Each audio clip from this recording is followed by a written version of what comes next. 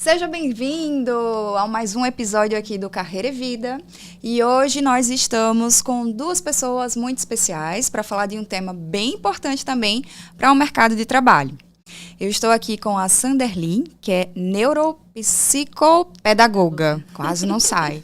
E estou aqui também com Jenison Williams, que eu chamo de Will, tá, gente? Muito mais fácil, que trabalha também com gestão de pessoas, gestão estratégica de pessoas, não é isso, Will? E hoje a gente vai falar, gente, sobre a geração Z, não é isso? Mas antes, vamos deixar eles se apresentarem. Fiquem à vontade, gente. Sejam muito bem-vindos. Muito obrigada, viu? Pela presença de vocês. Obrigada, Carol, pelo convite. Estou muito feliz, né, por estar aqui, contribuindo um pouquinho e trazendo esse questionamento, né, do que é a geração Z e como é que ela está atuando atualmente, né, no mercado de trabalho. Ok. O Will também, né? Então, muito feliz, né, por esse convite. Há um bom tempo a gente já se conhece e hoje falar de um tema assim que é super importante, tanto para quem já está no mercado de trabalho, tanto para aqueles que já estão ingressando, né, aos poucos. E hoje é o dia, né? Hoje é o dia de trocar conhecimento. Coisa boa. Gente, então eu já vou começar perguntando, pedindo, na verdade, para vocês explicarem o que é a geração Z. Acredito que tem muita gente em casa que ainda não sabe diferenciar, e são tantos, né? A gente já está no Z. Você vê, a gente estava comentando aqui antes, né, que eu faço parte da Y, acho que vocês também, da geração Y, que é a que antecede, e que são os nascidos em meados da década de 80 até 98, mais ou menos. Isso, né? Isso. E a Z começa a partir daí, então. É o pessoal que tem, em média, 26 anos, 28 anos, que estão no mercado de trabalho. De 2010, por aí, ainda está na geração Z. Até 2010. Bacana. E o que é a geração Z, né? Quem são a geração Z? Conte pra gente um pouquinho sobre isso. A geração Z é aquela geração que já nasceu conectada, né? É a geração que ela não tem... A nossa geração, ela vivenciou essa conexão. A vivência com as mídias. E a Z não. A Z é essa que já nasceu. Ela não sabe o que é estar fora da mídia, o que não ter a conexão. Mas também é uma geração que gosta de outros tipos de conexões, não só na internet, mas a vivência interpessoal também. Então, é uma geração que ela busca muitas novidades, ela vem trazendo com muitas preocupações e gosta muito da sociabilidade também. Entendi. Mas é aquele público mais imediatista? Sim. A gente pode dizer, Sim. né? Que tem aquela busca por prazer imediato, tudo muito rápido. Não gosta muito da burocracia, né? Ela gosta mais da flexibilidade. E já trazendo para o mercado de trabalho também, eles gostam muito dessa questão muito flexível, né? A geração Z, ela é totalmente a favor do emprego híbrido. Né? Ah, tá. Hoje que é o home office, né? Que você consegue estar... Legal. Tanto no trabalho quanto no home office. Porque agora na pandemia eles também viram, essa geração, de que só o home office não era tão legal. Porque eles não conseguiam ter essa relação. Então, é uma geração que também gosta de ter essa relação pessoalmente, né? Do pessoal. Entendi, legal. O interessante também, você falou aí de conexão, né? De pessoas. Por exemplo, a gente percebe que na minha geração, na nossa geração, os laços eram mais fortes, pelo menos é a impressão que eu tenho. Já que essa geração é da internet, digamos assim, né, já nasceram nessa onda, nasceram não, né, eles pegaram aí acho que na adolescência. Essa onda de internet, a gente percebe que os laços, eles são muito mais frágeis, porque são laços virtuais, né? Então, não tem tanto aquela questão da gente estar presencialmente, como, por exemplo, um almoço em família, os primos, que a gente vivia na casa de um dos outros, né? Dormia na casa dos primos. Então, tinha muito mais forte a presença. Hoje a gente vê que talvez seja isso, né? Essa questão da internet, mas os laços, eles são virtuais. Por isso que é tão forte essa questão da aceitação em grupos sociais que são virtuais, e aí vem a cultura do cancelamento e etc. Com os exemplos que você deu, a gente pode ver muito que eram os laços familiares que a nossa geração prezava, né? Verdade. E hoje essa geração Z, eles prezam por outras conexões. Então, a familiar, eles vêm trazendo muito aquela vivência de... Após os 30 anos, 25, já quero morar só, já quer essa liberdade. Mas ele preza por outras conexões. A familiar fica um pouco mais de lado, mas relações de amizade, o network mesmo, eles prezam por essas outras conexões. Tem um desafio grande também aí para as empresas, né? Para poder se adaptar, digamos assim, a essa geração. Apesar que são pessoas mais aceleradas, mas talvez não tenha a paciência de passar pelo processo, né? O processo de desenvolvimento. Você acha que prejudica um pouco essa flexibilidade toda? Porque a gente teve muito mais dificuldades, né? A gente pode dizer que sim. E isso fez com que a gente se preparasse um pouquinho melhor, tivesse um pouco mais de embasamento para poder passar pelas dificuldades. Como é que vocês veem essa questão dessa facilidade, né? Dessa geração, digamos assim? Hoje a gente sabe que o mercado de trabalho está aí cercado cerca de 30% já com a geração Z como força de trabalho. Então, realmente, as empresas precisam ver essas características e conseguir acompanhar a eles, né? Hoje a gente não consegue mais adaptar eles ao que a empresa antes trazia, não. A empresa que precisa ver essa inovação, essa criatividade, que realmente é isso que o mundo, na verdade, está precisando, né? Está necessitando, está buscando, que é essa nova vivência, essas novas conexões, essa busca cada vez mais por inovação, né? Pela criatividade também. Agora é interessante também a gente observar a questão da ansiedade é muito forte, né? Sim. Nessa geração.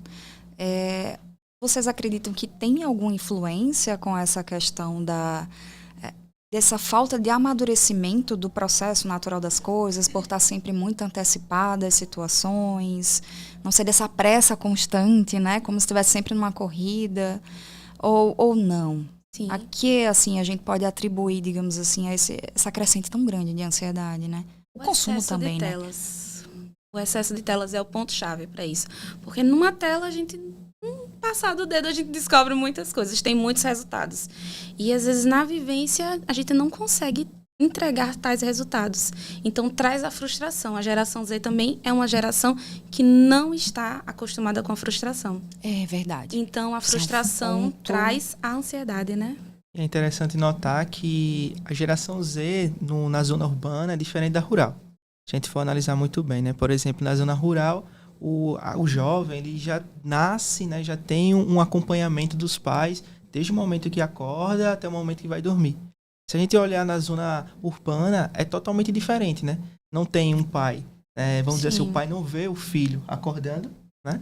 Não vê o filho quando volta do trabalho e automaticamente ele já está dormindo. Sim. Consequentemente, a educação se torna diferente. Aí quem é que está educando normalmente esse jovem? A internet, né? E quando a gente fala de internet, é um artifício muito bom, sabemos muito bem, sim, né?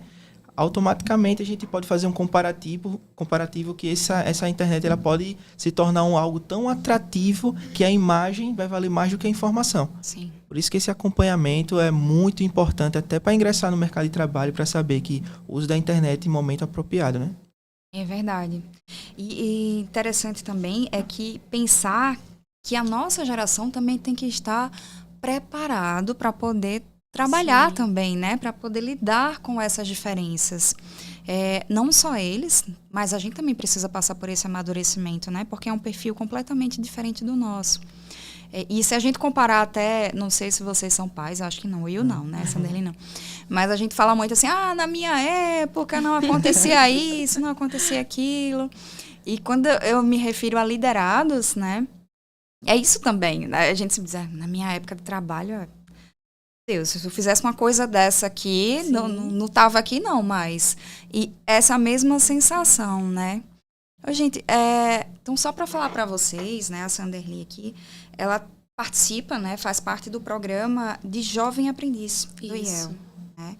E tem tudo a ver com o que a gente está falando, porque são jovens que vão ingressar aí nesse mercado de trabalho. Uhum. Como é essa preparação, né, dessa seleção desses jovens, eu digo em termos comportamentais, para eles poderem ingressar nesse mercado? O programa Jovem Aprendiz, ele contempla o jovem dos 14 aos 24 anos. Então, é um programa de 2 anos, onde a gente tenta montar um plano de trabalho que não só prepare ele para o mercado, mas que também prepare para a vida. Então, a gente tem módulos como educação para o consumo, uso indevido do álcool e outras drogas. A gente tem módulos de direitos trabalhistas para que eles entendam também algumas questões da vida que eles precisam, porque a gente vê essa temática que o Will trouxe de que quem é que está criando os filhos, e a gente vivencia isso com esses jovens, sabe? Muitas vezes a gente precisa só sentar e ouvi-los. E aí eles se acalmam e continuam, sabe? E a gente vem vivenciando isso, por isso que o nosso programa está trazendo também esses módulos para a vida, que inclusive o Will é o professor que já inicia com eles. É verdade. Eu também já ministrei, acho que umas disciplinas lá no programa, e é muito interessante os temas que são abordados e aplicados. E o Will, gente, tem uma história muito bacana, que eu conheço o Will já há um tempo, e ele já foi aluno do programa de Jovem Aprendiz, e hoje ele é instrutor, né, Will? Como é que foi essa tua caminhada? Como é que você chegou até aí? Se você já sonhava com isso ou se isso aconteceu assim? Eu vou utilizar já de início a frase que você falou aí, né? No meu tempo, né? Essa é a frase da geração Y, né? Nossa, já pode dizer isso, tão né? velhinha, já me sinto. Meu Deus do céu, eu que fale. Então, assim, eu já fui, né, jovem aprendiz também. No meu tempo, era justamente assim, dito como regras, alguns pontos que hoje é diferente ser aplicada na sala de aula, por exemplo, né? Quando eu fui jovem aprendiz, existem algumas normas, como exemplo, utilizar a camisa por dentro da calça, as meninas tinham que usar a redezinha no cabelo, sapato fechado. Né? Sapato fechado, né? Então, tinha alguns pontos assim que é interessante até hoje, né, ser colocado em prática, né? Até porque dá um entendimento do que são normas, regras. Sim. Porque isso é o reflexo do mercado de trabalho, né? Para a nossa geração Y, né? Hoje em dia é tudo mais flexível. Então, assim, se um professor, né, hoje, dentro de sala de aula, ele usa essa abordagem de regras e normas, para a geração Z, é um pouco mais desafiador, vamos dizer assim. Se adaptar, né, a isso. É diferente, né? Então, eu fui jovem aprendiz nesse regimento, vamos dizer assim, né? E foi uma época, assim, muito importante para mim, porque foi um divisor de águas. Onde, no programa Jovem Aprendiz, eu conheci a minha área de formação hoje, que é RH, que foi uma das disciplinas. Você se encontrou no programa? Exatamente. Olha. Porque no ensino médio, eu era aquele aluno, tipo, é para passar, né? Quando eu entrei no programa, eu coloquei no primeiro dia, né, na minha mente, eu tenho que ser o melhor que eu posso ser. Porque é nesse momento que eu vou formar o profissional do futuro, o Will, né? Então, assim, foi um programa excelente. Aprendi várias coisas, não só voltado ao lado comportamental, mas também técnico. Sim. E tive esse momento, né, de, vamos dizer assim, conhecer a minha área de formação atual, que é RH, que é uma das disciplinas, né, que a gente aprende dentro do programa. Então, naquele momento, eu visualizei, né? Por gratidão, comecei a desenvolver um sentimento de um dia eu quero ser instrutor. E eu quero ser instrutor do programa Jovem Aprendiz. Por gratidão. Olha, gente, que legal, né? Exatamente. Você vê que de fato funciona, né? Que faz a diferença na vida, né? Das pessoas desse jovem. E é muito interessante isso que você falou, e na questão de se descobrir. Porque, infelizmente, muitos jovens não têm essa oportunidade, né? De conseguir se achar no mercado de trabalho, dizer assim, não, eu vou fazer isso, eu quero fazer isso, e acaba indo por um caminho, por influência do mercado, da família, porque está aquecido financeiramente, então essa é a ideia. E vem a frustração depois de alguns anos, né, de já atuando lá na frente, aí você diz, poxa, eu deveria ter feito outra coisa. Por isso que tem tanta gente até com mais idade já ingressando agora em segundas graduações, sim, porque agora que tem a oportunidade de dizer assim, pronto, então já cheguei aqui e agora eu sei o que eu quero fazer. Então, a importância de você identificar, né, digamos assim, os seus talentos, as suas habilidades e dizer, não, pronto, é isso que eu quero fazer. Foi fácil para você encontrar? Você ficou num dilema ou em algum momento você se questionou se era isso mesmo? Então, no ensino médio eu tinha assim uma mentalidade de tipo, eu não quero fazer faculdade. Eu sempre imaginava isso, né? Na época eu namorava, hoje minha esposa, né? Ela fala, não, quando vai chegar o momento certo, né? Então, assim, o ensino médio da nossa geração, ele não estimula você a uma profissão, né? A gente sabe muito bem. Ele estimula você a estudar para fazer um vestibular, consequentemente, ir para a vida acadêmica. Sim. Né? E até mesmo algumas faculdades têm essa mentalidade, né, de você seguir vida acadêmica e não escolher uma profissão, né, onde deve atuar. Eu tive essa necessidade, só quando eu entrei no programa Jovem Aprendiz. Eu tive contato com professores de diversas áreas, comecei a visualizar que o mercado de trabalho era totalmente diferente de você ter duas profissões, que era médico, né? Médico, advogado, engenheiro. Pronto, né? Algumas aí, né? Era tipo assim, era limitado, né? Eu não me via como médico, né? Advogado também não, e engenheiro. Pior ainda, né? Pior ainda, né? Como da matemática. Área de humanas, né? Não, tem uma alergia.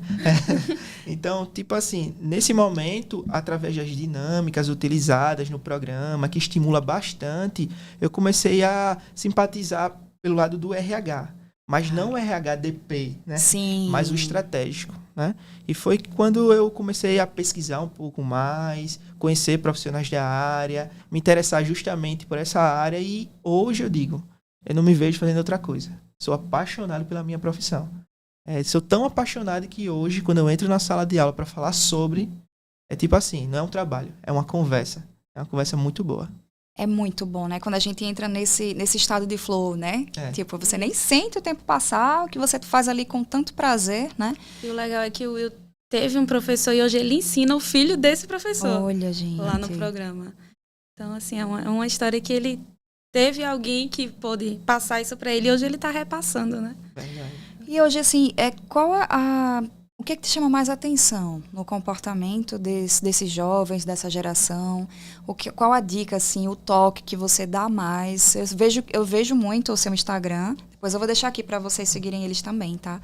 Mas vejo muito que você faz muitas dinâmicas, muitas aulas até lúdicas, né? Que é uma maneira também uma estratégia, né? De prender a atenção, de ensinar esses jovens. O que é que te chama mais atenção no comportamento de hoje, que é diferente da nossa época? Pegando esse gancho que a Sam acabou de comentar, eu tive um professor chamado Diego, e é interessante que sempre nas aulas, ele não era aquela parte somente teórica. Sim. Ele levava para o campo da prática.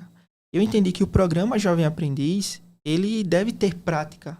Uma prática tão viva a ponto de tirar o aluno daquele celular, né? Tirar Sim. o aluno daquela cadeira e não simplesmente fazer com que ele saia do seu ambiente profissional, né, dentro da empresa e vá para a sala de aula só para ter conhecimento teórico, né?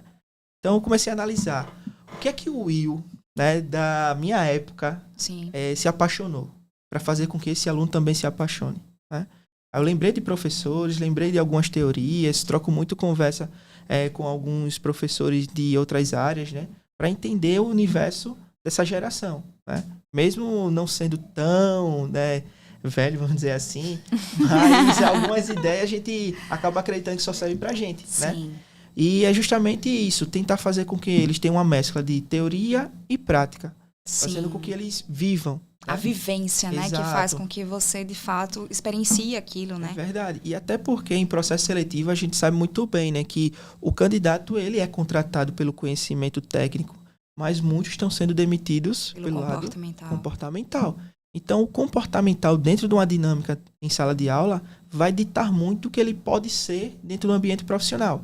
E dali a gente começa a fazer ajustes. Eu sempre utilizo a seguinte frase: pode errar aqui. Aqui é um ambiente que a gente vai errar. Fique à vontade para errar. E a gente vai ajustar. Aos poucos a gente consegue ajustar. Lógico, depende do querer, né? No programa Jovem Aprendiz, eles têm isso, né? Os aprendizes, eles passam 4 dias na empresa e 1 dia lá com a gente. Então, quando chega lá com a gente nesse dia, eles trazem o que viveu na empresa, os exemplos, as dúvidas, né? Eles trazem, vivenciei isso, como é que eu vou fazer? Então, a gente orienta eles com relação a toda essa vivência que eles tiveram na empresa também. Então, a gente faz esse acompanhamento junto à empresa, verifica com a empresa como é que eles estão, a questão comportamental, Sim. tanto comportamental quanto teórico também, né? E aí a gente faz essa... Você falou agora, me trouxe à memória que quando eu estava dando algumas aulas para eles lá, eles traziam muito o sentimento também dentro das empresas de não ser acolhido. Isso é um ponto muito importante para a gente levantar também, né? Porque quando você tem, digamos assim, é taxado, é um jovem aprendiz, ele não é um contratado fixo da empresa. Então, ele está aqui aprendendo.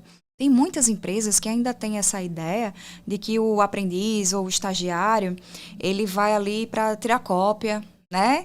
Ou pegar um cafezinho, ou arrumar a documentação. Né? Exato. Eles têm esse sentimento de falta de pertencimento, né? Sim. E isso acaba trazendo outros sentimentos, como desestimular até para que ele possa ali galgar a ser efetivado, contratado. Vocês conseguem observar e sentir isso também da parte deles lá? Sim, sim. A cada 3 meses a gente faz uma auditoria nas empresas também, né? Fora esses 3 meses a gente sempre tem contato com a empresa. Então, quando eles trazem isso para a gente tenta levar para a sala exemplos relacionados àquela profissão dele. Então, se é um curso de assistente administrativo, a gente traz. Se é um curso de frentista, a gente traz exemplos relacionados ali. E aí, liga para a empresa, vê com a empresa para ter essa rotatividade também de setores, que é muito importante, porque eles aprendem mais, né? Eles, às vezes, se apegam ao setor, não querem sair, mas a gente conversa e explica, né? Que com a rotatividade eles vão aprender mais. Então, a gente fala para a empresa, dá um voto de confiança neles, deles desenvolverem esse senso crítico, que eles só conseguem desenvolver se eles forem ouvidos, né? E é uma geração que quer ser ouvida. É verdade, que quer ser ouvido. Gente, e sobre processo seletivo, né? Que é ainda digamos assim, uma dúvida muito grande das pessoas em como se comportar, como se vestir. Na minha época, usando de novo esse termo, né? Mas na minha época, a gente já tinha praticamente uma cartilha. Então, você tem que ir arrumadinha assim, você tem que vestir assim, maquiagem assim, a unha assim, né? Se comportar assim. Aí tem aqueles clichês, né? De perguntas de recrutamento e seleção. Qual o seu defeito? E a sua qualidade? Que aí você diz, meu defeito é ser perfeccionista, né? Que ainda é muito usado, inclusive, com receio de dizer, né? O que de fato é que te atrapalha no dia a dia, né? Para não ser contratado. Qual as dicas que vocês dariam aí de recrutamento e seleção para esses jovens ser colocados no mercado de trabalho? Ou até de aproveitar também essa oportunidade de estar na empresa como aprendiz para poder ser efetivado e começar uma carreira? Eu sei que o nervosismo sempre vai ter, né? Na entrevista de emprego. Mas a dica que eu dou é que seja você. Leve a sua personalidade, né? Mas entenda também que tudo há um equilíbrio e que é preciso também ter um limite para cada coisa. Então, seja você, explique, mostre sim seus defeitos e suas qualidades. Isso é muito importante, porque o recrutador ele vai perceber. Eu acredito, né, que vocês têm técnicas para dizer assim, para observar muito mais o comportamento, não o que é dito, né?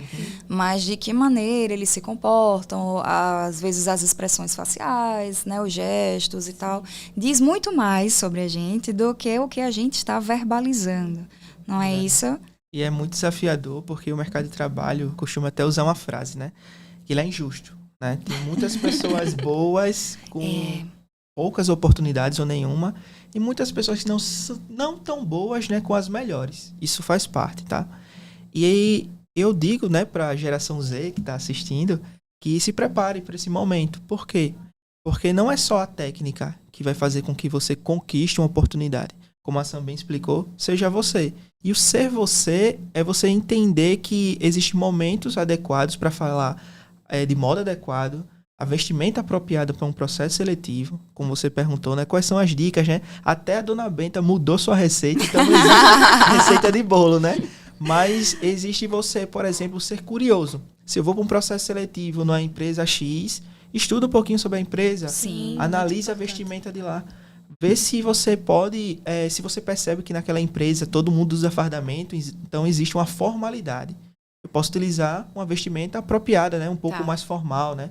Em relação à linguagem, contato visual, né? A maneira que você se expressa, até o uso de acessórios, né? Como hoje é tudo virtual, tudo é em acesso, até os efeitos nas redes sociais é utilizado assim, né? Mas para você conhecer o ser humano, não é só o uso excessivo de uma maquiagem, de um brinco, mas a pessoa quer entender o que é que você quer, qual é o seu desejo. Ela quer ver isso, brilho nos olhos. Entendi. Então você tem que transmitir essa ideia, né? Você tem que transmitir o desejo de querer. Agora, se você pensa que é tudo fantasia e se você acha que a receita do bolo vai funcionar, a probabilidade de você receber um não é gigantesca. Gente, eu já passei por várias entrevistas em que eu saí de lá dizendo assim, eu arrasei. E depois nunca fui chamada na vida. E teve outras em que eu saí assim achando que foi péssimo e fui chamada.